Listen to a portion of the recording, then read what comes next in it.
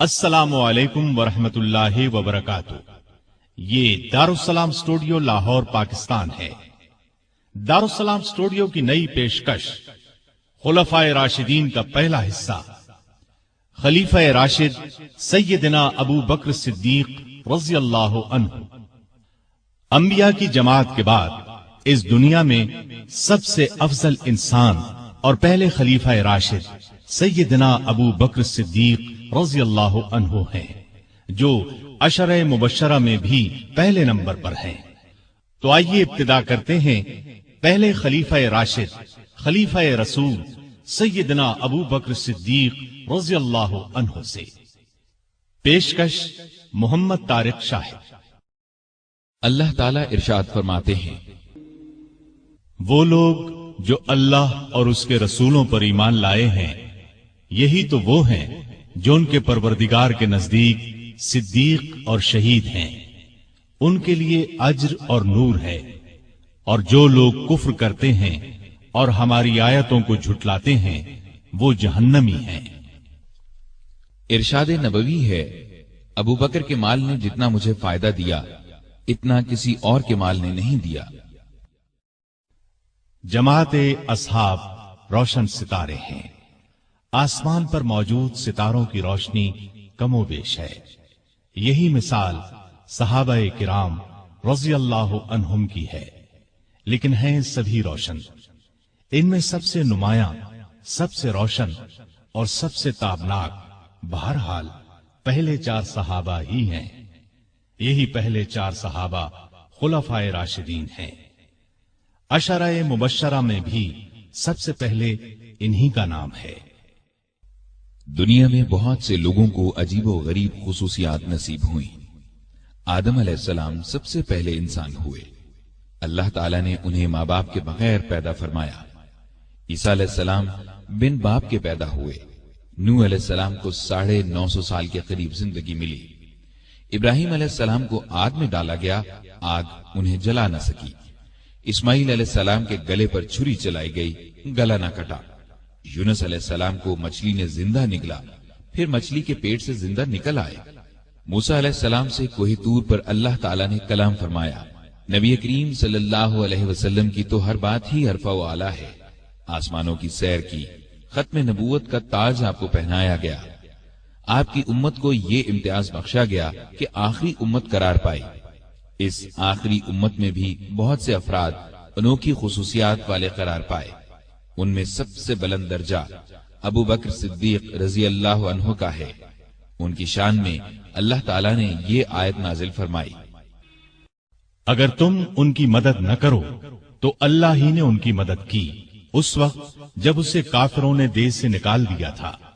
दो में से दूसरा, जबकि वो दोनों गार में थे। जब ये अपने साथी से कह रहे थे कि गम न कर, अल्लाह हमारे साथ है, बस जनाब बारी ने अपनी तरफ से तस्कीन उस पर नाजिल फरमाकर उन लश्करों से उसकी मदद की जिन्हें तुमने देखा ही नहीं। उसने काफिरों की बात पस्त कर दी, और बुलंद व अजीज तो अल्लाह का कलेमा ही है। अल्लाह गालिब है, हिकमत वाला है। तिरमिज़ी की एक रिवायत के अल्फाज ये हैं। अबू हुरैरा रज़ी अल्लाहु अन्हु से रिवायत है, रसूलुल्लाह सल्लल्लाहु अलैहि वसल्लम ने फरमाया, मुझ पर जिस किसी का भी एहसान था, मैंने उसका बदला चुका दिया, सिवाय अबू बकर के। मुझ पर अबू बकर का एहसान बाकी है। इसका बदला अल्लाह ताला ही क़यामत के दिन अता करेगा। और मुझे किसी के माल ने इतना नफा नहीं दिया जितना अबू बकर के माल ने नफा दिया। अगर मैं किसी को अपना जानी दोस्त बनाता तो अबू बकर को बनाता। खबरदार, तुम्हारा साथी अल्लाह का दोस्त है। यानी अल्लाह ताला ने चूंकि मुझे दोस्त बनाया है, इसलिए अल्लाह के सिवा मैं किसी को दोस्त नहीं बना सकता। मुस्लिम की एक हदीस के अल्फाज यूं हैं, अबू बकर मेरे भाई और मेरे साथी हैं, और अल्लाह ताला ने तुम्हारे साथी को दोस्त बनाया है। तो ये अजीम खुसूसियत अबू बकर रज़ी अल्लाहु अन्हु को नसीब हुई, जो नबी आखिरुज़्ज़मान के सबसे अफजल सहाबी थे।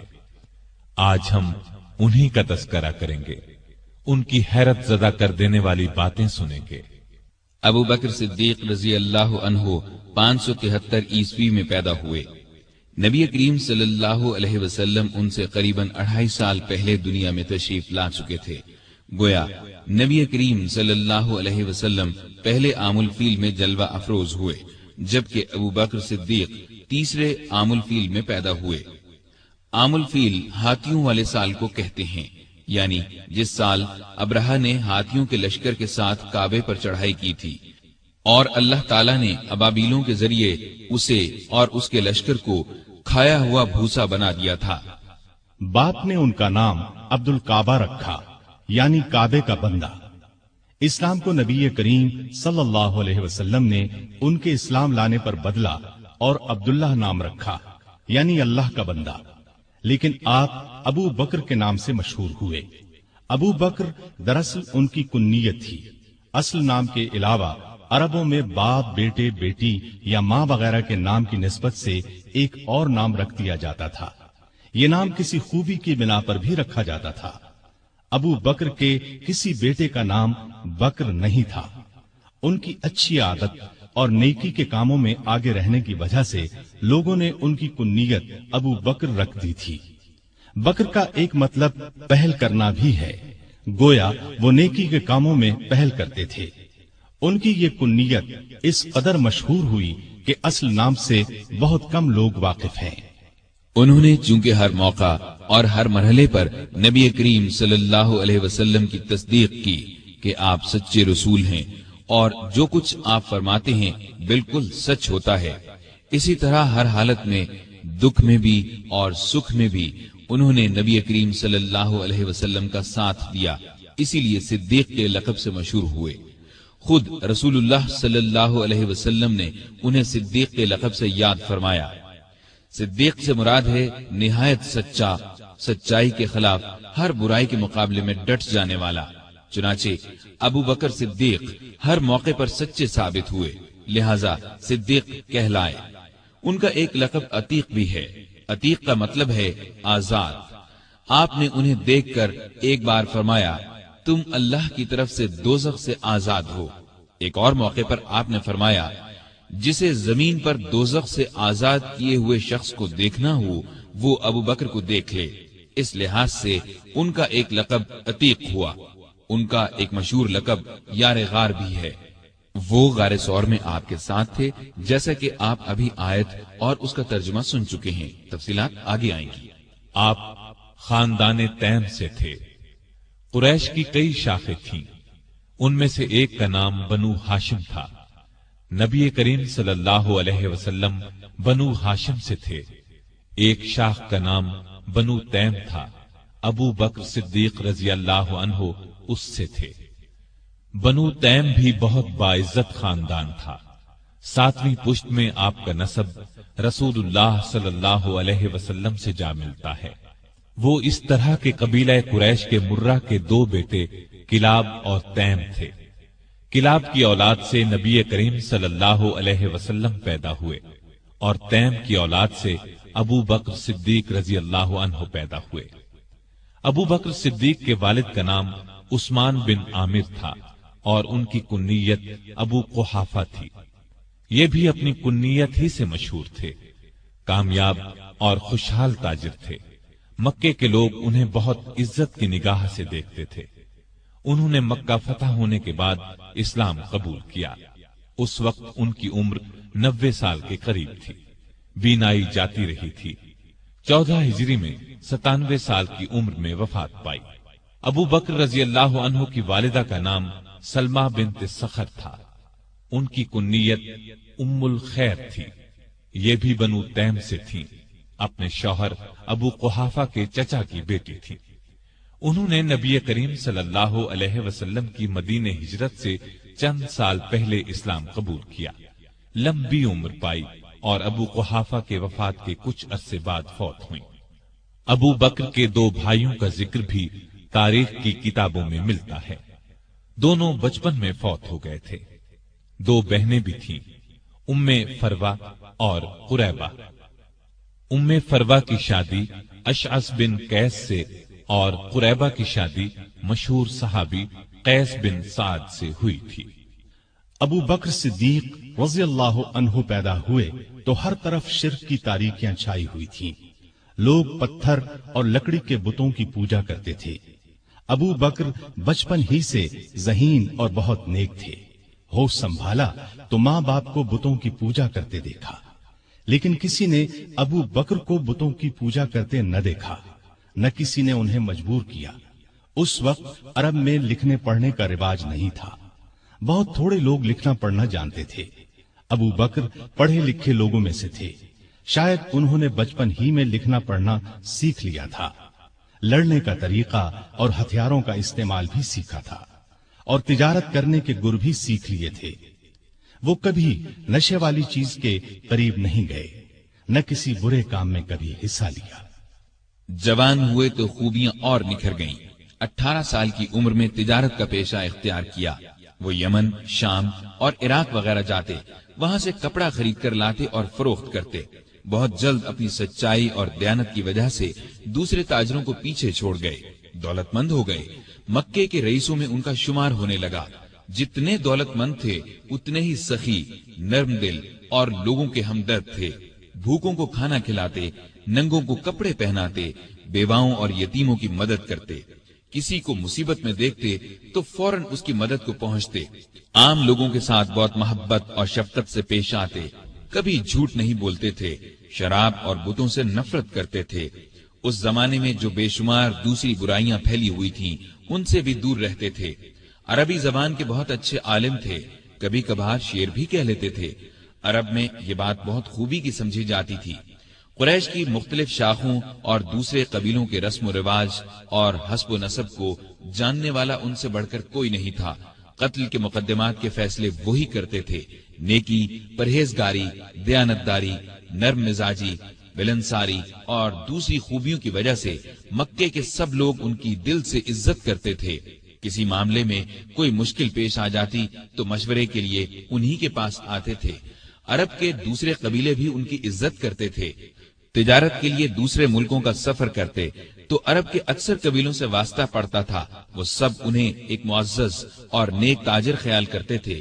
یہی وہ زمانہ تھا جب ان کی دوستی نبی کریم صلی اللہ علیہ وسلم سے ہو گئی، اور یہ دوستی روز بروز گہری ہوتی چلی گئی۔ دونوں ایک دوسرے کو بہت چاہنے لگے تھے۔ کئی تجارتی سفر بھی ایک ساتھ کیے۔ پھر وہ وقت بھی آیا جب رسول اللہ صلی اللہ علیہ وسلم ہر روز صبح شام ان کے گھر تشریف لے جانے لگے۔ اس طرح وہ مکے کے تمام لوگوں سے بڑھ کر آپ صلی اللہ علیہ وسلم کے اخلاق اور بے مثال خوبیوں سے واقف ہو گئے۔ اسلام لانے سے پہلے تک ان کا یہی رنگ رہا، یہاں تک کہ 38 سال کی عمر کو پہنچ گئے۔ اس وقت نبی کریم صلی اللہ علیہ وسلم کی عمر مبارک 40 سال ہو چکی تھی، اور آپ 41ویں سال میں قدم رکھ چکے تھے کہ آپ نے نبوت کا اعلان فرمایا۔ سب سے پہلے 4 نیک انسانوں نے اسلام قبول کیا۔ ان میں سے 3 تو آپ کے گھر کے تھے، یعنی خدیجہ رضی اللہ عنہا، علی رضی اللہ عنہ اور زید بن حارثہ رضی اللہ عنہ۔ علی آپ کے چچا زاد بھائی تھے، آپ ہی کے پاس رہتے تھے، اور اس وقت ان کی عمر 10 برس تھی۔ زید بن حارثہ آپ کے خادم اور منہ بولے بیٹے تھے۔ خدیجہ آپ کی بیوی تھیں۔ گھر سے باہر کے لوگوں میں سب سے پہلے ابو بکر صدیق رضی اللہ عنہ نے اسلام قبول کیا۔ گویا مردوں میں بھی سب سے پہلے یہی اسلام لائے۔ اسلام لاتے ہی آپ نے فوراً کہہ دیا، اب میری ہر چیز کا مالک اللہ اور اللہ کے رسول ہیں۔ مال اور اسباب تو کیا چیز ہیں، ان کی خاطر جان اور اولاد بھی قربان کر سکتا ہوں۔ نبوت کا اعلان فرمانے کے بعد نبی صلی اللہ علیہ وسلم نے شروع کے 3 سالوں میں صرف ان سمجھدار لوگوں کو اسلام کی طرف بلایا جن سے یہ امید کی جا سکتی تھی کہ وہ جھگڑا نہیں کریں گے اور اللہ کا سچا دین قبول کر لیں گے۔ اس کام میں ابو بکر صدیق نے آپ کا پورا ساتھ دیا۔ اسلام کی تبلیغ کی اور قریش کے بڑے بڑے لوگوں کو مسلمان کر لیا۔ ان میں عثمان غنی، طلحہ، زبیر، سعد بن ابی وقاص اور عبد الرحمن بن عوف رضی اللہ عنہم جیسے اونچے رتبے کے لوگ شامل تھے۔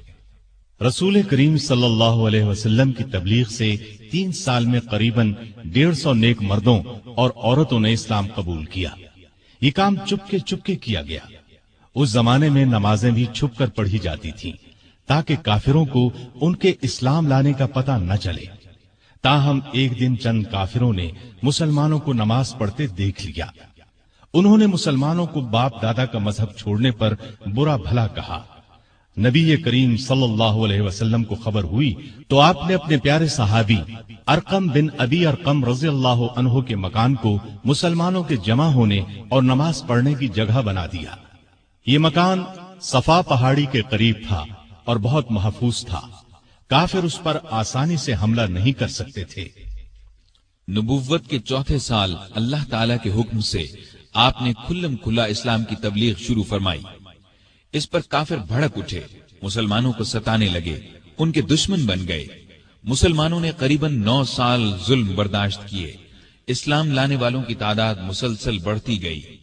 अबू बकर रजी अल्लाह अन्हु ने भी इस्लाम की खातिर जुल्म बर्दाश्त किए, लेकिन बराबर इस्लाम की खिदमत में लगे रहे। आप सल्लल्लाहु अलैहि वसल्लम पर जान छिड़कते रहे। जिस वक्त उन्होंने इस्लाम कबूल किया, उनके पास 40,000 दिरहम थे। उनमें से अपने पास सिर्फ 5-6 हजार दिरहम रखकर बाकी सब गरीब मुसलमानों को काफरों के पंजे से छुड़ाने और इस्लाम की तरक्की के लिए खर्च कर डाले। अबू बकर रजी अल्लाह अन्हु की तबलीग से जिन लोगों ने इस्लाम कबूल किया, उनमें तलहा भी थे। ये अबू बकर रजी अल्लाह अन्हु के चचाजाद भाई थे। उनके इस्लाम लाने का हाल कुरैश के एक सरदार को मालूम हुआ। ये शख्स इस्लाम का सख्त दुश्मन था। उसने तलहा और अबू बकर रजी अल्लाह अन्हुमा को रस्सी से बांधकर खूब मारा पीटा, लेकिन ये इस्लाम पर कायम रहे। एक रोज नबी करीम सल्लल्लाहु अलैहि वसल्लम खाना काबा में तशरीफ ले गए। काफिरों ने आपको देखा तो जोश में आ गए, घेरे में ले लिया। अबू बकर को खबर हुई तो फौरन काबे पहुंचे और कुफ्फारे मक्का से कहा, तुम पर अफसोस है, तुम एक ऐसे शख्स को मारे डालते हो जो कहता है मेरा रब अल्लाह है, जबकि वो अल्लाह की साफ नजर आने वाली निशानियां लेकर तुम्हारे पास आया है। अबू बकर के ये अल्फाज सुनकर काफिरों ने रसूलुल्लाह को तो छोड़ दिया, सबने मिलकर उन पर हमला कर दिया और इतना मारा कि लहू लहान हो गए। ये मार खाते जाते थे और कहते जाते थे, ए इज्जत और शान वाले अल्लाह, तेरी जात बहुत बरकत वाली है। आखिर बेहोश होकर गिर पड़े। उनके कबीले वालों को पता चला तो दौड़े आए, उठाकर घर ले गए। आयशा रजी अल्लाह अन्हा फरमाती हैं कि अब्बा जान को जख्मी हालत में घर लाया गया तो हालत ये थी कि सर पर जिस जगह हाथ लगता वहां से बाल झड़ जाते। बहुत देर बाद उन्हें होश आया तो सबसे पहले उनकी जुबान से ये अल्फाज निकले, रसूलुल्लाह सल्लल्लाहु अलैहि वसल्लम का क्या हाल है। उस वक्त वहां कबीले के ऐसे लोग भी मौजूद थे जो इस्लाम नहीं लाए थे। उन्हें ये अल्फाज सुनकर बहुत गुस्सा आया। कहने लगे, तुम पर अफसोस है, इस हालत में भी मोहम्मद का ख्याल नहीं छोड़ते। जब ये लोग चले गए तो उन्होंने अपनी मां से फिर वही सवाल पूछा। मां ने कहा, मुझे उनका कुछ हाल मालूम नहीं। इस पर वो बोले, जाकर खत्ताब की बेटी उम्मे जमील से पूछें। उम्मे जमील का नाम फातिमा था। उमर फारूक रज़ियल्लाहु अन्हु की बहन थी। उस वक्त मुसलमान हो चुकी थी, लेकिन काफिरों से अपना इस्लाम छुपा रखा था। अबू बकर की वालिदा ने जाकर उनसे कहा, मेरा बेटा मोहम्मद का हाल पूछ रहा है। तो फातिमा उनके साथ उनके घर गईं। अबू बकर की हालत देखकर चीख पड़ी और बोली, अल्लाह की कसम, जिन लोगों ने आपके साथ ये सुलूक किया है वो सख्त काफिर हैं, बुरे लोग हैं। मुझे उम्मीद है अल्लाह उनसे बदला जरूर लेगा। अबू बकर ने कहा, रसूलुल्लाह सल्लल्लाहु अलैहि वसल्लम का क्या हाल है। उम्मे जमील ने उनके कान में कहा, आपकी वालिदा सुन रही हैं। ये उन्होंने इसलिए कहा कि उनकी वालिदा उस वक्त तक ईमान नहीं लाई थी। इस पर वो बोले, तुम उनकी फिक्र न करो, उनसे कोई खतरा नहीं।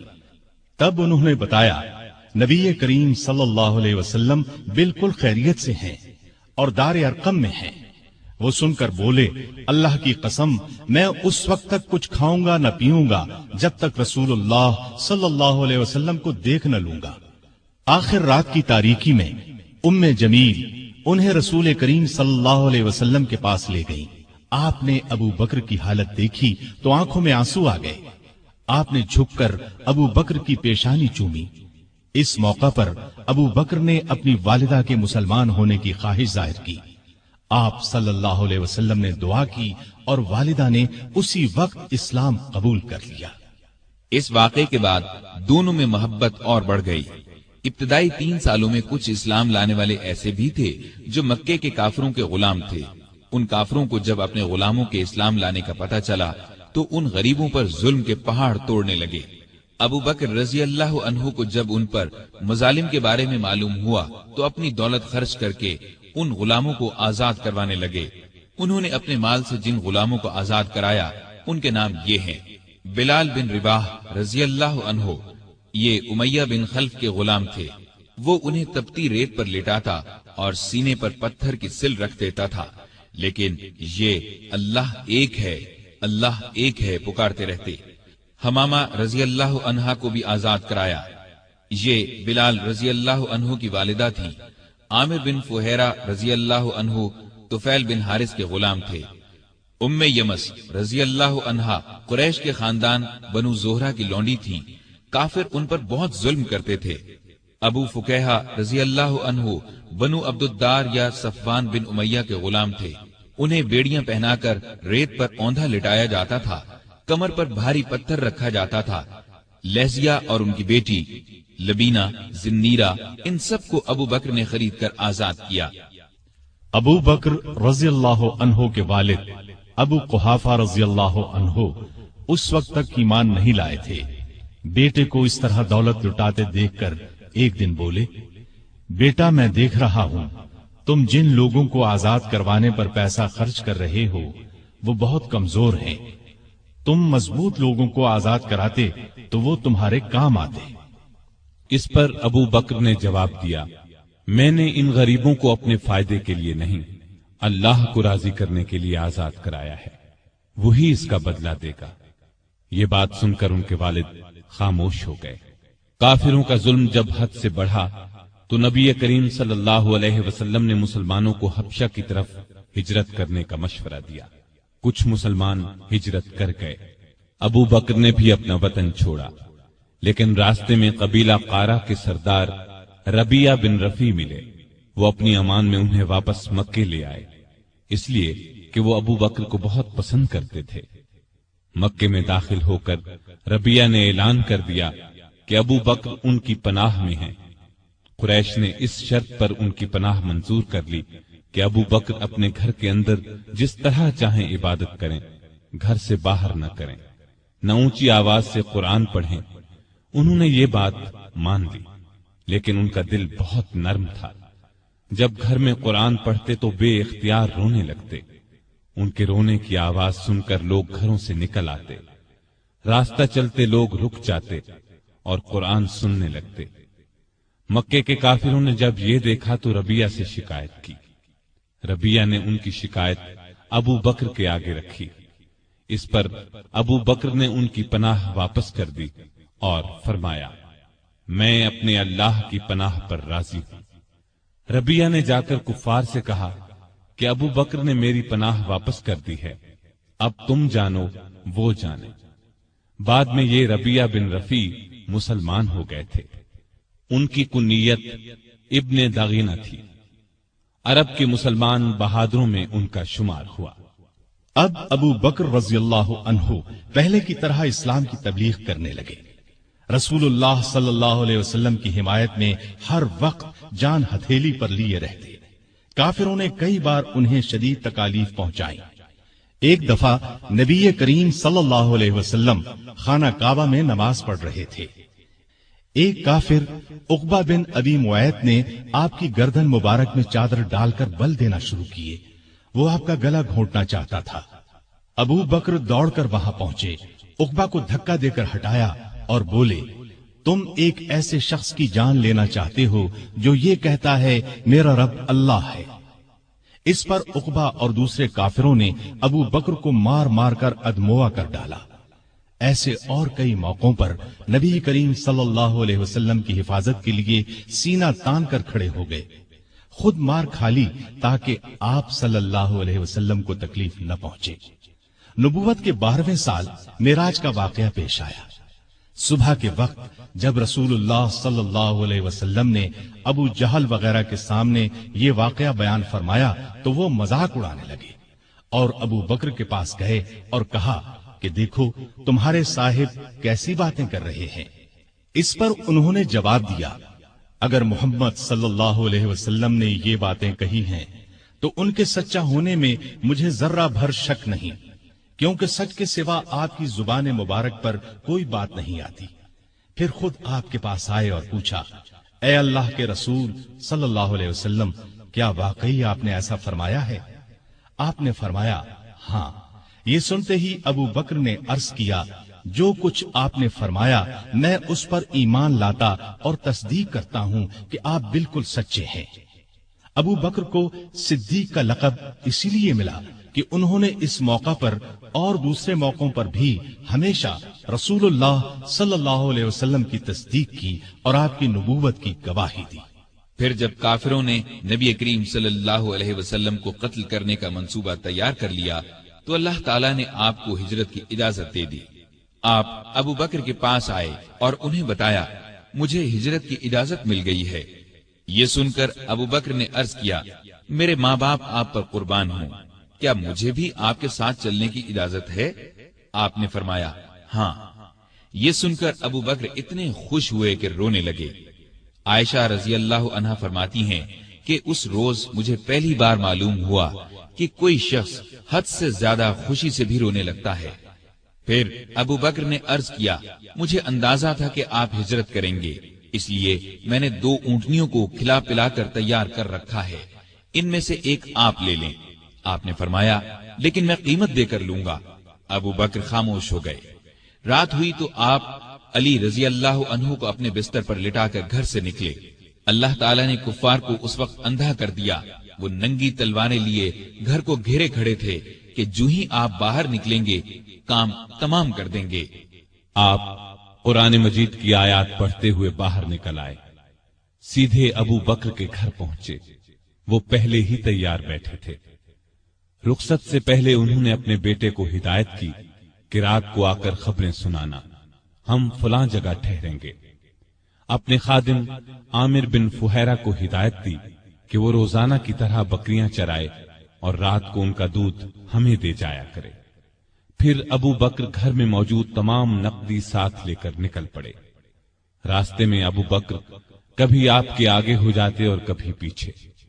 آپ صلی اللہ علیہ وسلم نے وجہ پوچھی تو عرض کیا، جب مجھے خطرہ ہوتا ہے کہ آگے سے کوئی دشمن نہ آ جائے تو آپ کے آگے چلنے لگتا ہوں، پیچھے سے کوئی خطرہ محسوس کرتا ہوں تو پیچھے ہو جاتا ہوں۔ اس طرح دونوں غار ثور میں پہنچے۔ یہ مکے کے جنوب مشرق میں قریباً 5 کلومیٹر پر ہے۔ راستے میں زمین پتھریلی ہونے کی وجہ سے دونوں کے پاؤں زخمی ہو گئے۔ ابو بکر رضی اللہ عنہ آپ کی تکلیف برداشت نہ کر سکے۔ آپ صلی اللہ علیہ وسلم کو بمشکل اپنے ساتھ لے کر غار ثور جو بہت بلندی پر تھا پہنچے۔ پہلے ابو بکر اندر داخل ہوئے، غار کو صاف کیا، غار میں جو سوراخ نظر آئے ان کو اپنی چادر پھاڑ کر بند کیا۔ غار میں 2 سوراخ باقی بچ رہے جن کے لیے چادر نہیں بچی تھی۔ ابو بکر رضی اللہ عنہ نے ان دونوں پر اپنے پاؤں رکھ دیے۔ پھر رسول اللہ صلی اللہ علیہ وسلم سے عرض کی کہ اندر تشریف لائیں۔ آپ صلی اللہ علیہ وسلم اندر تشریف لے گئے اور ابو بکر کی آغوش میں سر رکھ کر سو گئے۔ ادھر ابو بکر رضی اللہ عنہ کے پاؤں میں کسی چیز نے ڈس لیا۔ ابو بکر نے بڑے صبر سے تکلیف برداشت کی لیکن ہلے نہیں کہ کہیں آپ کی آنکھ نہ کھل جائے۔ لیکن جب تکلیف حد سے بڑھی تو ان کے آنسو رسول اللہ صلی اللہ علیہ وسلم کے چہرے پر ٹپک گئے۔ آپ کی آنکھ کھل گئی۔ آپ نے فرمایا، ابو بکر تمہیں کیا ہوا؟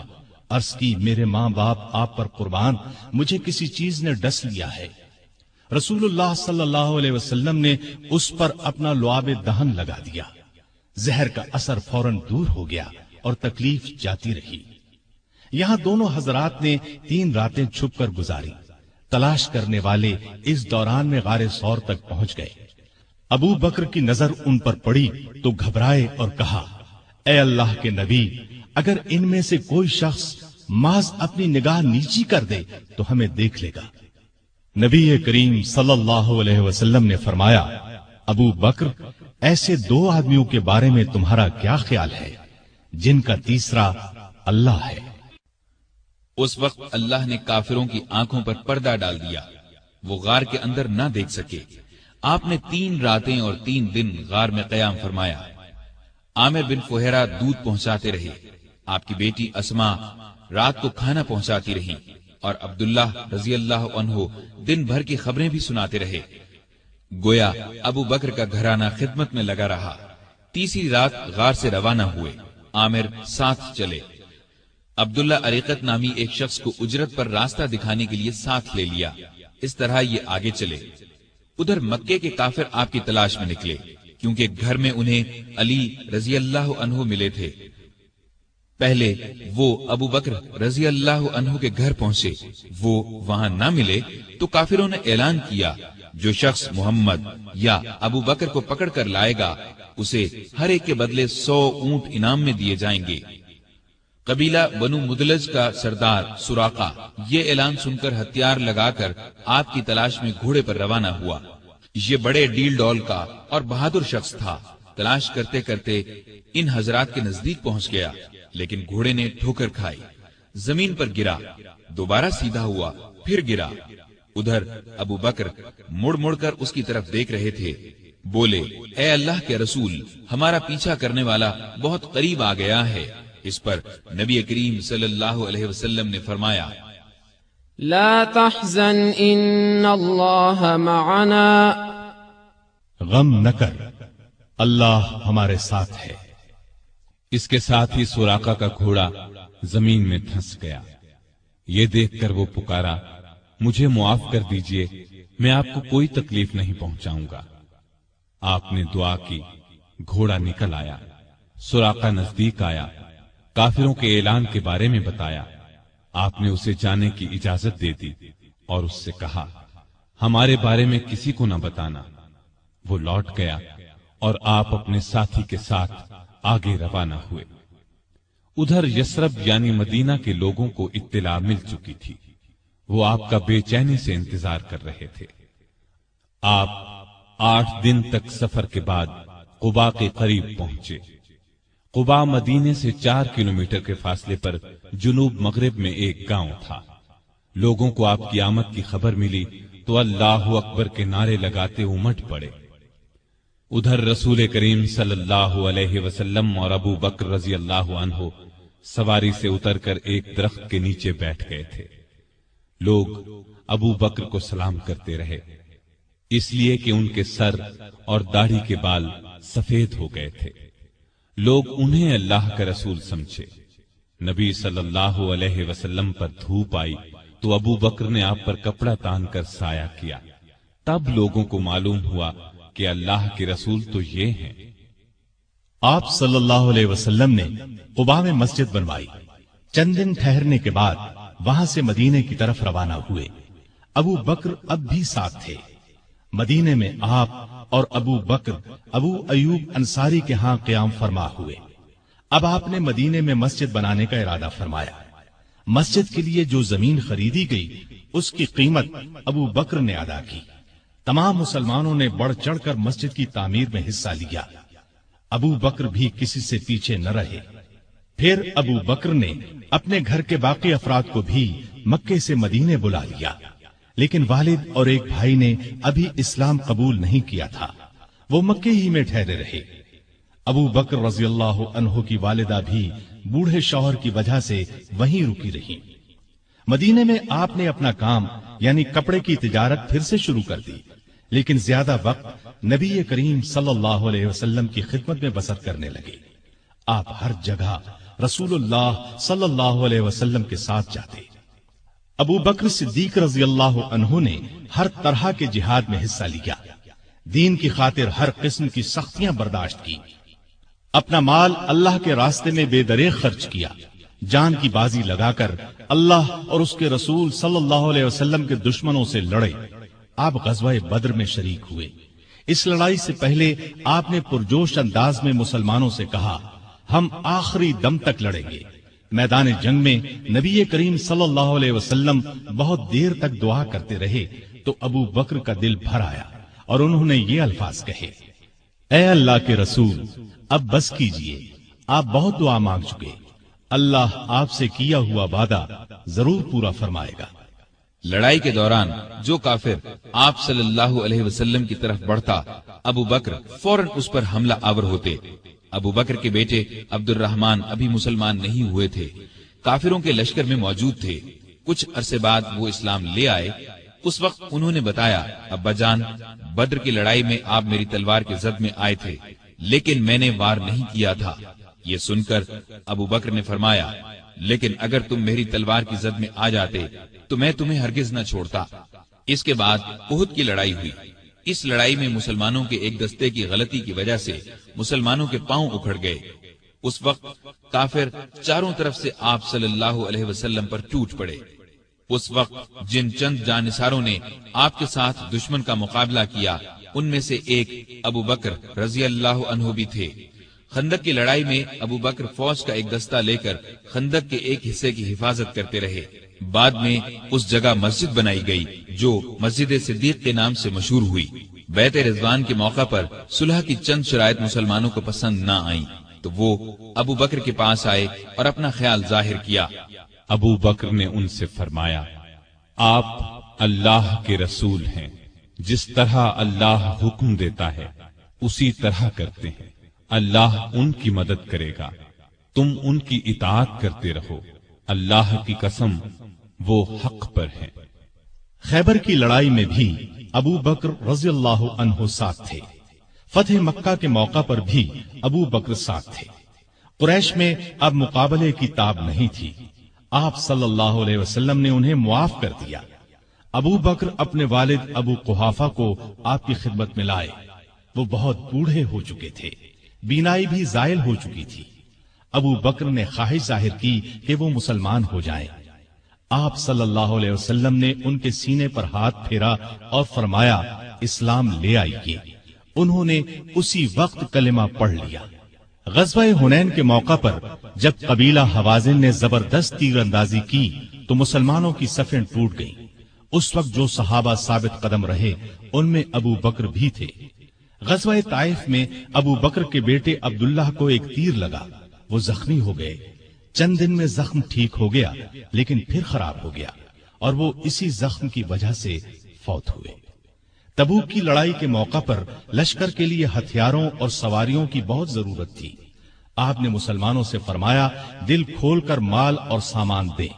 اس پر غریب امیر ہر مسلمان نے مال، سامان، اونٹ، گھوڑے، غلہ، کھجوریں وغیرہ آپ کی خدمت میں ڈھیر کر دی۔ ابو بکر اپنے گھر کا تمام سامان اور ہر چیز لے آئے۔ نبی کریم صلی اللہ علیہ وسلم نے پوچھا، ابو بکر بال بچوں کے لیے کیا چھوڑا؟ انہوں نے عرض کیا، ان کے لیے اللہ اور اللہ کا رسول کافی ہیں۔ لڑائی میں آپ صلی اللہ علیہ وسلم نے ساری فوج کا انتظام ابو بکر رضی اللہ عنہ کے سپرد کیا۔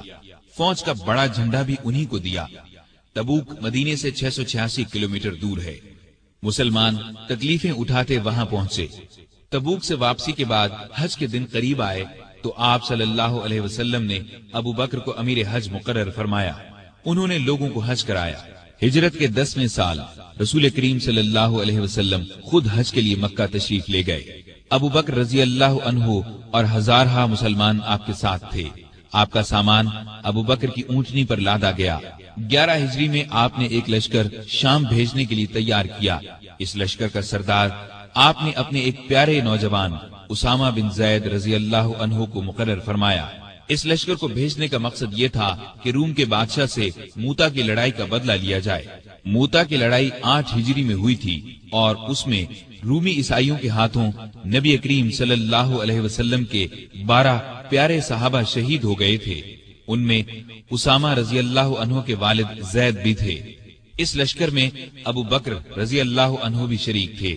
انہوں نے اس بات کی پرواہ تک نہیں کی کہ ان کا سپہ سالار 18-19 سال کی عمر کا ایک نوجوان ہے۔ دراصل وہ اللہ کے سپاہی تھے اور جو بات اللہ کے رسول صلی اللہ علیہ وسلم کو پسند تھی وہی انہیں بھی پسند تھی۔ حج سے واپسی پر نبی صلی اللہ علیہ وسلم نے مسلمانوں کو یہ خطبہ دیا۔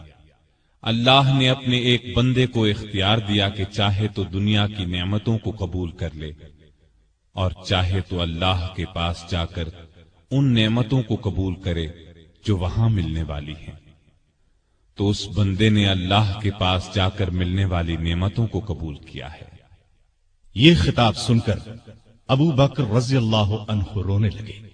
وہ سمجھ گئے کہ یہ آپ صلی اللہ علیہ وسلم نے اپنے بارے میں فرمایا ہے۔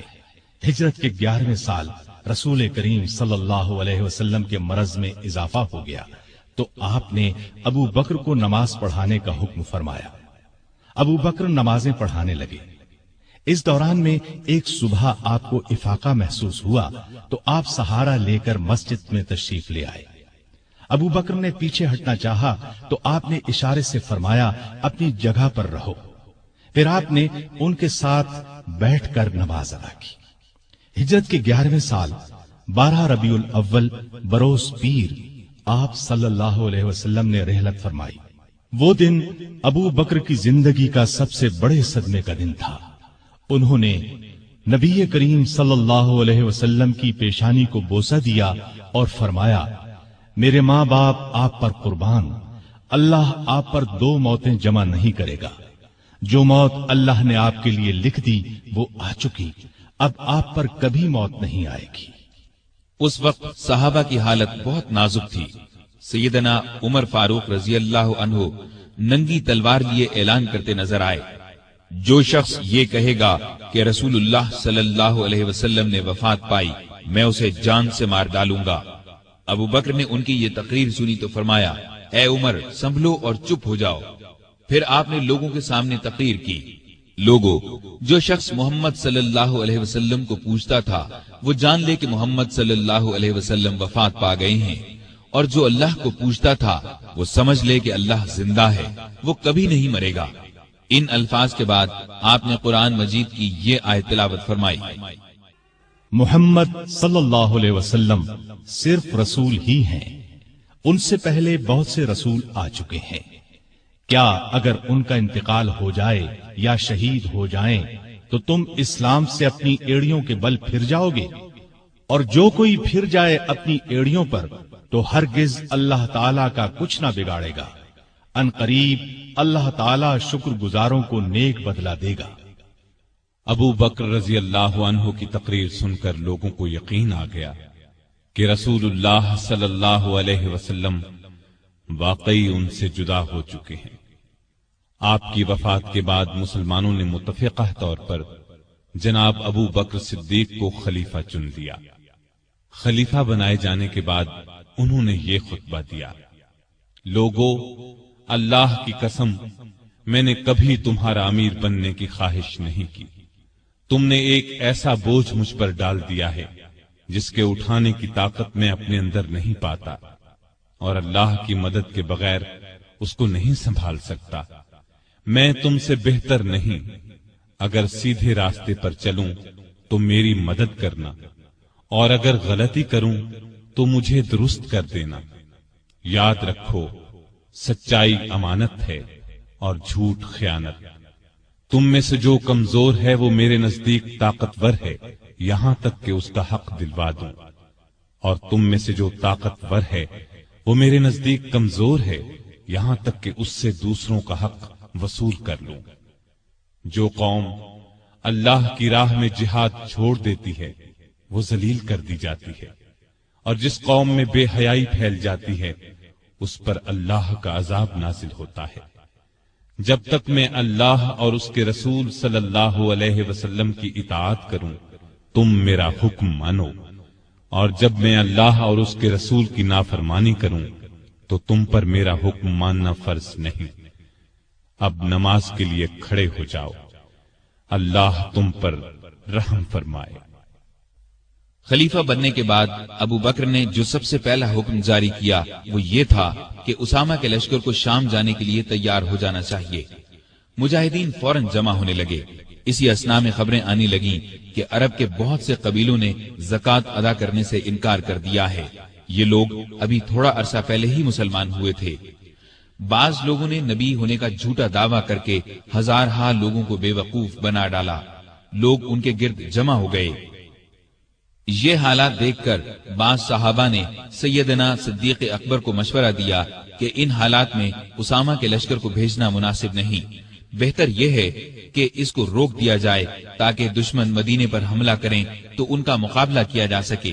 لیکن ابو بکر نے یہ مشورہ ماننے سے انکار کر دیا اور فرمایا، اللہ کی قسم، اگر مدینہ اس طرح آدمیوں سے خالی ہو جائے کہ درندے اور کتے مجھے پھاڑ کھائیں، تب بھی میں اس لشکر کو شام جانے سے نہیں روکوں گا جس کو رسول اللہ صلی اللہ علیہ وسلم نے شام جانے کا حکم فرمایا تھا۔ اب بعض صحابہ نے یہ مشورہ دیا کہ لشکر کا سپہ سالار نو عمر اسامہ کی جگہ کسی عمر رسیدہ تجربہ کار صحابی کو بنا دیا جائے۔ یہ سن کر ابو بکر کو غصہ آ گیا۔ انہوں نے فرمایا، یہ تم کیسا مشورہ دے رہے ہو؟ جس شخص کو رسول اللہ صلی اللہ علیہ وسلم نے لشکر کا امیر بنایا، میں اس کی جگہ کسی اور کو امیر مقرر کروں، ایسا ہرگز نہیں ہوگا۔ پھر ابو بکر رضی اللہ عنہ لشکر کو رخصت کرنے کے لیے خود مدینے سے باہر مقام جرف پر پہنچے، دور تک انہیں چھوڑنے گئے۔ اسامہ گھوڑے پر سوار تھے اور ابو بکر ان کے ساتھ پیدل چل رہے تھے۔ اسامہ نے عرض کیا، اے رسول اللہ کے خلیفہ، یا تو آپ بھی گھوڑے پر سوار ہو جائیں یا مجھے گھوڑے سے اتر کر پیدل چلنے دیں۔ ابو بکر نے فرمایا، نہ تو میں سوار ہوں گا نہ تمہیں گھوڑے سے اترنے دوں گا۔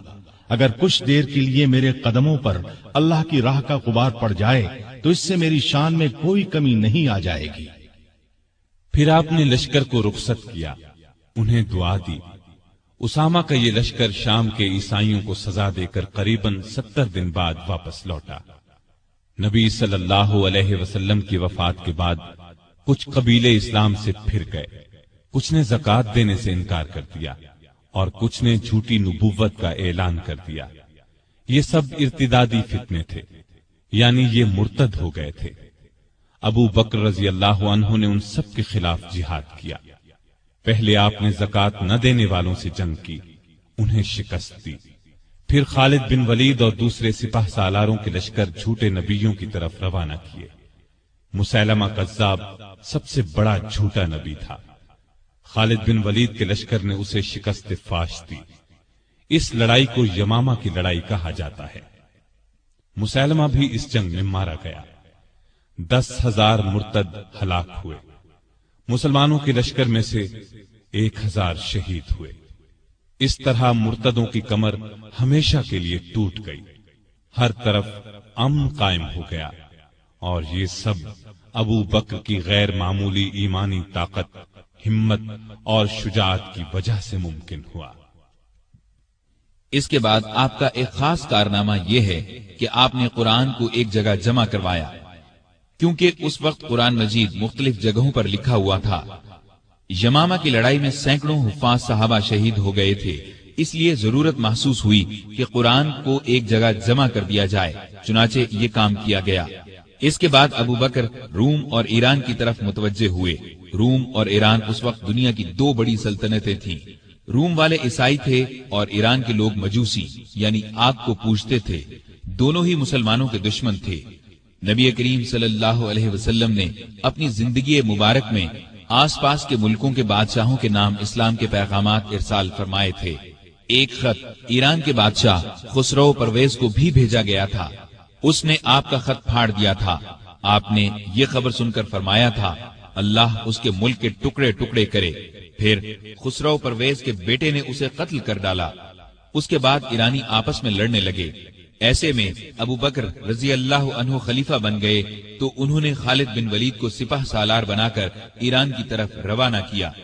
خالد بن ولید رضی اللہ عنہ کی ایرانیوں سے 15 کے قریب لڑائیاں ہوئیں۔ ان سب میں اللہ نے انہیں فتح عطا کی۔ اس کے بعد روم کی باری آئی۔ روم کی طرف 4 لشکر روانہ کیے۔ ان کے سپہ سالار ابو عبیدہ بن جراح، یزید بن ابی سفیان، شرحبیل بن حسنہ اور عمر بن عاص مقرر فرمائے۔ ان چاروں لشکروں میں 27,000 کے قریب مجاہدین تھے۔ یہ چاروں مختلف راستوں سے شام پر حملہ آور ہوئے۔ ساتھ ہی ابو بکر نے خالد بن ولید کو حکم بھیجا کہ وہ بھی ان لشکروں کی مدد کے لیے پہنچیں۔ خالد بن ولید شام کے اسلامی لشکر سے آ ملے اور کمان اپنے ہاتھ میں لے لی۔ ادھر رومیوں کا بڑا لشکر اجنادین کے مقام پر جمع ہوا۔ خالد بن ولید نے ان کا رخ کیا اور انہیں بہت بڑی شکست دی۔ اجنادین سے شکست کھا کر رومی یرموک میں جمع ہوئے۔ یہاں بھی زبردست جنگ ہوئی۔ یہ لڑائیاں ابھی جاری تھیں کہ سیدنا ابو بکر رضی اللہ عنہ بیمار ہو گئے۔ پہلے انہیں تیز بخار ہوا، سخت کمزوری کی وجہ سے مسجد میں نہ آ سکے۔ سیدنا عمر رضی اللہ عنہ کو نمازیں پڑھانے کا حکم دیا۔ جب حالت اور بگڑی تو وصیت فرمائی، میرے بعد خلیفہ عمر ہوں گے۔ یہ وصیت سن کر بعض صحابہ نے عرض کی، عمر کے مزاج میں سختی ہے۔ تو ابو بکر نے فرمایا، جب خلافت کا بوجھ سر پر پڑے گا تو یہ سختی جاتی رہے گی۔ وہ امت کے بہترین آدمی ہیں۔ بیماری کے دنوں میں ایک دن پوچھا، خلیفہ بننے سے اب تک بیت المال سے مجھے کتنا وظیفہ ملا ہے؟ حساب کیا گیا تو 8,000 کے قریب درہم بنے۔ آپ نے فرمایا، میری فلاں زمین بیچ کر یہ رقم بیت المال میں جمع کی جائے۔ پھر آپ نے فرمایا، جب سے میں خلیفہ ہوا ہوں میری جائیداد کتنی بڑھی ہے؟ لوگوں نے کہا کہ ایک حبشی غلام ہے جو بچوں کو کھلاتا ہے، مسلمانوں کی تلواروں کو صاف کرتا ہے اور چمکاتا ہے، ایک اونٹنی ہے جس پر پانی لاتا ہے، اور ایک معمولی سی پرانی چادر ہے۔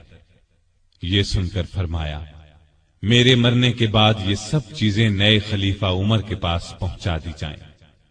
ایک وصیت یہ کی کہ میری قبر رسول اللہ صلی اللہ علیہ وسلم کی قبر کے پاس بنائی جائے۔ اپنے کفن کے بارے میں فرمایا، جو کپڑے میرے بدن پر ہیں انہی میں کفن دیا جائے۔ اس پر عائشہ رضی اللہ عنہا نے فرمایا، ہم آپ کے لیے نیا کفن کیوں نہ خریدیں؟ جواب میں فرمایا، مردوں سے زیادہ نئے کپڑوں کی ضرورت زندوں کو ہے۔ یہ بھی فرمایا، نبی صلی اللہ علیہ وسلم کی وفات پیر کو ہوئی تھی، آج پیر ہے، مجھے امید ہے کہ میری موت بھی آج ہی ہوگی۔ چنانچہ 22 جمادی الاخر ہجرت کے 13ویں سال پیر کے دن ابو بکر رضی اللہ عنہ اس دنیا سے رحلت کر گئے۔ کفن دفن ان کی وصیت کے مطابق ہوا۔ وفات کے وقت عمر 63 سال تھی۔ خلافت کی مدت 2 سال 3 ماہ 11 دن ہے۔ خلیفہ بننے سے پہلے کپڑے کی تجارت کرتے تھے۔ جس روز خلیفہ بنائے گئے اس سے اگلے روز کپڑے کے تھان کندھے پر رکھ کر بازار کی طرف نکلے۔ عمر نے دیکھا تو عرض کی، اگر آپ تجارت کرتے رہے تو مسلمانوں کے کام کون سر انجام دے گا؟ اس طرح مسلمانوں کے مشورے سے آپ کا وظیفہ مقرر ہوا۔ یہ اتنا تھا جتنا ایک عام آدمی کا خرچ ہوتا ہے۔ وفات کے وقت یہ بھی اپنی زمین فروخت کر کے بیت المال میں جمع کرانے کی وصیت کر دی۔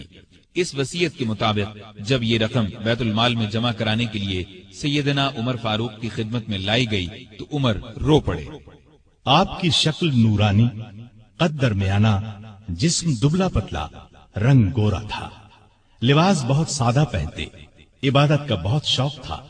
دن کو روزہ رکھتے، رات کو قیام کرتے، تلاوت کے وقت اتنا روتے کہ داڑھی تر ہو جاتی۔ قرآن اور حدیث کے بہت بڑے عالم تھے۔ آپ سے مروی 42 احادیث ہیں۔ لکھنا پڑھنا بھی جانتے تھے۔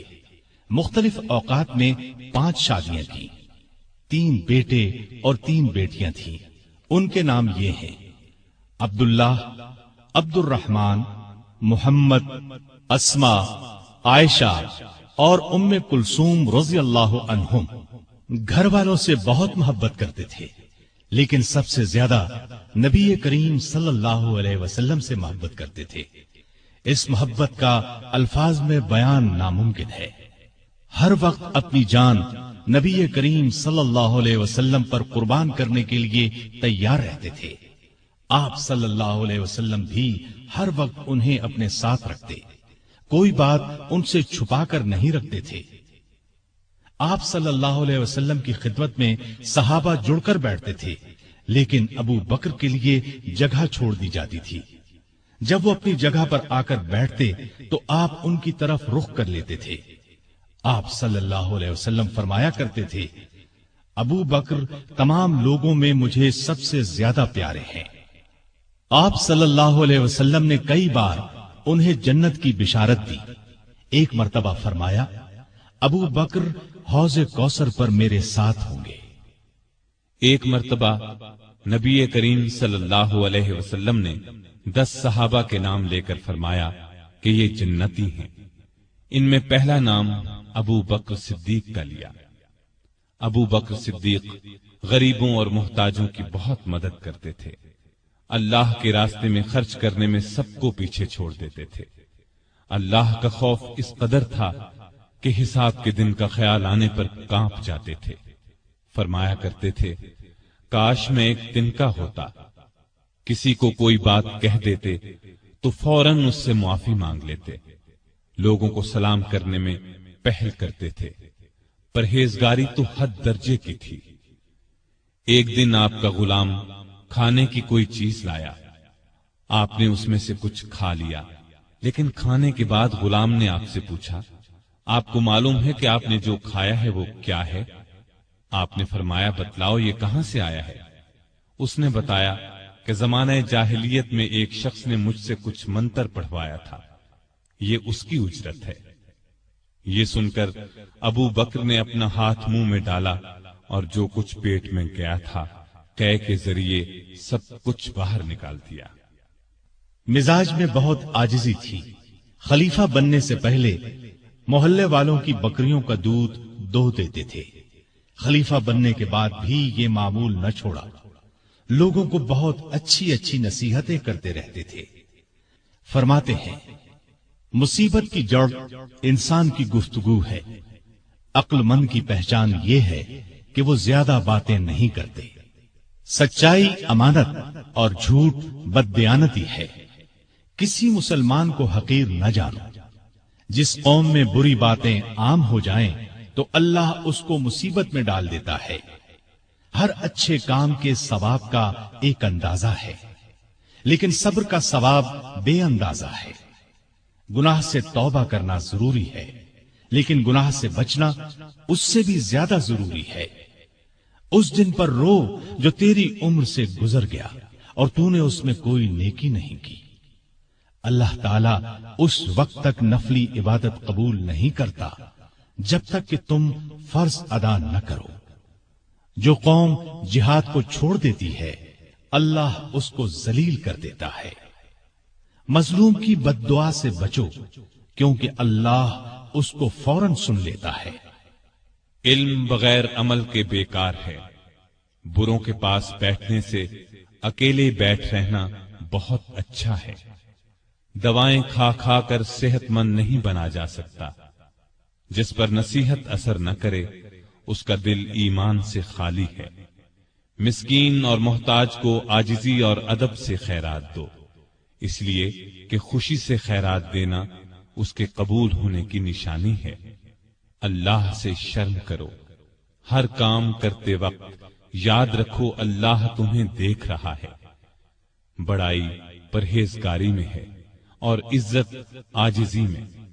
آپس میں بھائی بھائی بن کر رہو جیسا کہ تمہیں اللہ نے حکم دیا ہے۔ ایک دوسرے سے تعلق مت توڑو، کسی سے حسد نہ کرو اور نہ کسی کے خلاف دل میں کینہ رکھو۔ سامعین محترم، ابھی آپ دارالسلام اسٹوڈیو سے خلفائے راشدین کا پہلا حصہ خلیفہ راشد سیدنا ابو بکر صدیق رضی اللہ عنہ سماعت فرما رہے تھے۔